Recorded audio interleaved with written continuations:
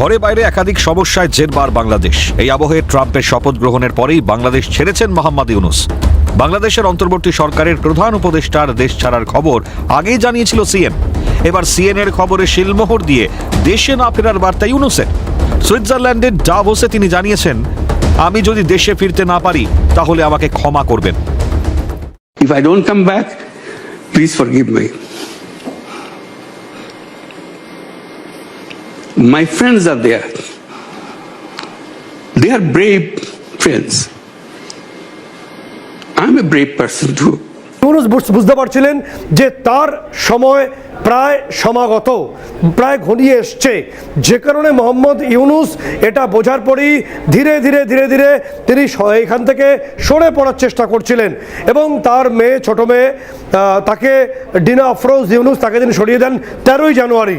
এবং পরবর্তী সময় সেটা আমরা জানিয়েছিলাম তথ্য, ইঞ্চিতে জানাচ্ছি তথ্য কবে কি ঘটেছে, এবং তারপর তিনি নিজেকে এখান থেকে অর্থাৎ বাংলাদেশ থেকে বার করার চেষ্টা করেন।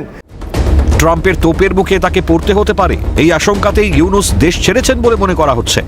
ফ্রেন্ডসরা ওখানে আছেন, তার ট্রাস্টেড ফ্রেন্ড কারা?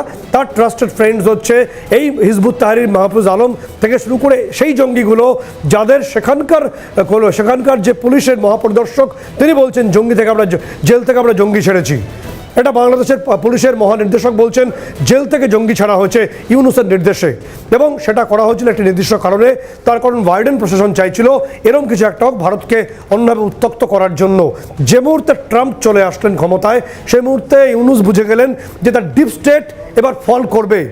হিলারি ক্লিন্টন ফাউন্ডেশনের আর্থিক তছরূপের দায়ে হয়তো পরবর্তী যে কনসিকোয়েন্স তা ফেস করতে হতে পারে, এবং তার বিজনেস পার্টনার, গ্রামীণ আমেরিকার বিজনেস পার্টনার মোহাম্মদ ইউনূস, তাকেও ফেস করতে হবে।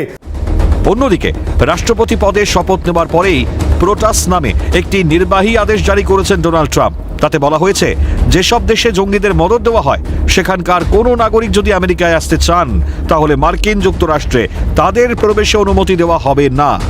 এক্সিকিউটিভ অর্ডারটি তিনি করেছেন, যার ফুল ফর্ম হচ্ছে protecting the United States from the foreign terrorist and the other national securities and the safety of trades বলে পোটাস এই পুরো নামের এই যে আইনটি তিনি এনেছেন।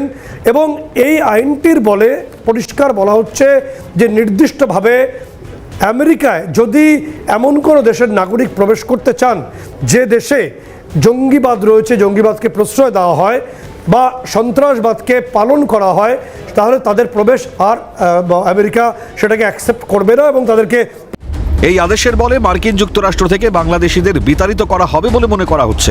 পাশাপাশি বস্ত্র শিল্পে বিনিয়োগ বাড়াতে বিশেষ ছাড় ঘোষণা মার্কিন রাষ্ট্রপতির।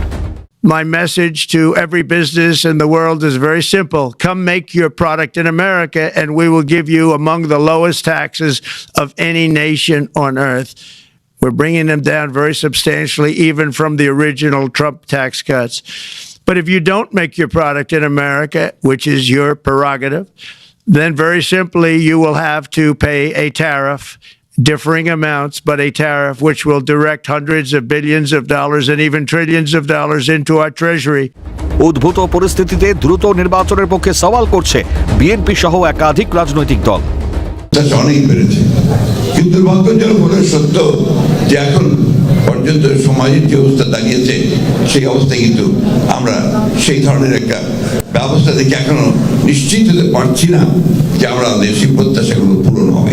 এই ধরনের নির্বাচন যদি দ্রুত না হয়, সময় ক্ষেপণ করা হয়, তাহলে সেখানে অন্যান্য শক্তিগুলো মাথা চারা দিয়ে উঠতে থাকে। এই অবস্থায় বাংলাদেশের সার্বিক ক্ষতি সাধন করেই ইউনূস পালিয়েছেন বলে মনে করছেন ভারতীয় পর্যবেক্ষকরা। আভ্যন্তরীণ দেশীয় যে পলিটিক্যাল কাঠামোয় যে মৌলবাদীদের একটা স্বর্গরাজ্য তৈরি করে দিয়ে তিনি ভেবেছিলেন যে মৌলবাদীরা তাকে অন্তত বহির্বিশ্ব না দিলেও অন্তর দেশীয় স্ট্রাকচারে তাকে দেবে, সাহস দেবে, সেটাও হয়নি। কারণ এই মৌলবাদী স্ট্রাকচারে কিন্তু একটা গোষ্ঠীর সাথে আরেকটা গোষ্ঠী ক্ষমতা দখলের একটা ভয়ানক লড়াই চলে গেছে। আমরা বারবার বলেছি, দেখুন, প্রথম টার্গেটটা সংখ্যালঘুরা হলেও সংখ্যালঘু টার্গেটটা যেদিন থাকবে না তখন নিজেদের টার্গেট করবে, অন্তত ইসলামিক মৌলবাদী দেশগুলোতে তাই আছে। ইউনূসের এই দেশে না ফেরার ঘোষণা নিয়ে উঠছে প্রশ্ন, আন্তর্জাতিক মহলের চাপে নাকি ট্রাম্পের ভয়ে দেশত্যাগ ইউনূসের? প্রশ্ন আন্তর্জাতিক মহলের। সত্যজিৎ মুখোপাধ্যায়ের রিপোর্ট, ক্যালকাটা নিউজ।